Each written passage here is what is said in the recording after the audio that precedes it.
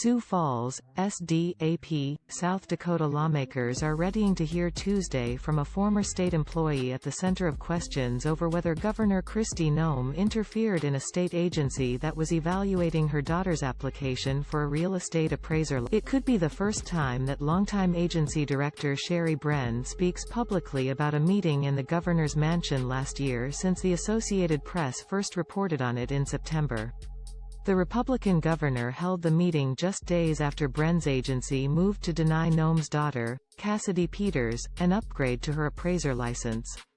Peters received another opportunity to pursue her license through an agreement. Lawmakers have tried to dig into the facts of the episode.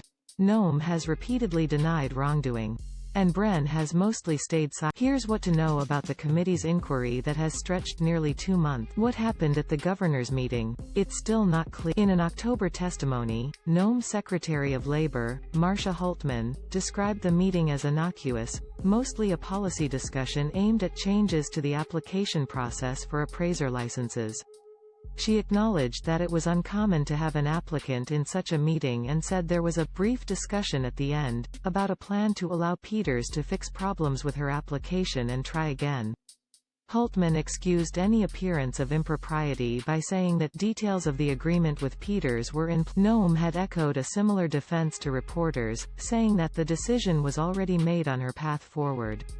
She insisted the agreement was not even broached at the meeting and Peters had only given her personal experiences through the program. However, when the committee pressed Hultman's department to show them a copy of Peters' agreement, it was revealed that it was not signed until more than a week after the meeting. Brenn also has said she was presented with a letter at the meeting from Peters' supervisor that slammed the agency's decision to deny the license. WHO is Sherry Brenn. She helped start the state's appraiser certification program and was its director for nearly 3 decades.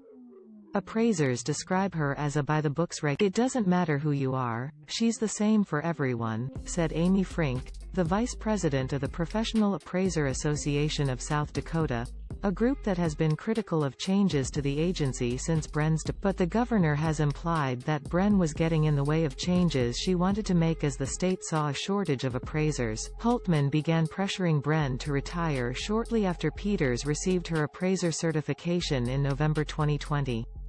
Brenn filed an age discrimination complaint and received a $200,000 payment from the state to withdraw the complaint and leave her job in March. Why is she speaking? She received a subpoena that compels her to answer questions. Brenn, through her lawyer, actually suggested that lawmakers subpoena her because she is barred from disparaging state officials as part of a settlement. Most lawyers would say, "Don't do it unless you are subpoenaed and then you are compelled to be there," said Tom Wilka, a lawyer who specializes in employment litigation.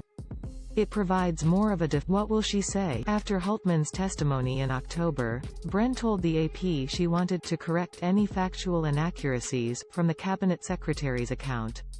It's not. The trajectory of Brenn's testimony will largely depend on what lawmakers ask and how much they press for One powerful Republican lawmaker, Senator Lee Schoenbeck, told the committee he hoped questioning would be limited to the functionality of the appraisal program. But those words amount to little more than guidance. Lawmakers on the committee, especially the 2 Democrats, previously have asked head-on questions about the governor's meeting, Peters' application and why Brenn was pushed to they have yet to receive clear answers.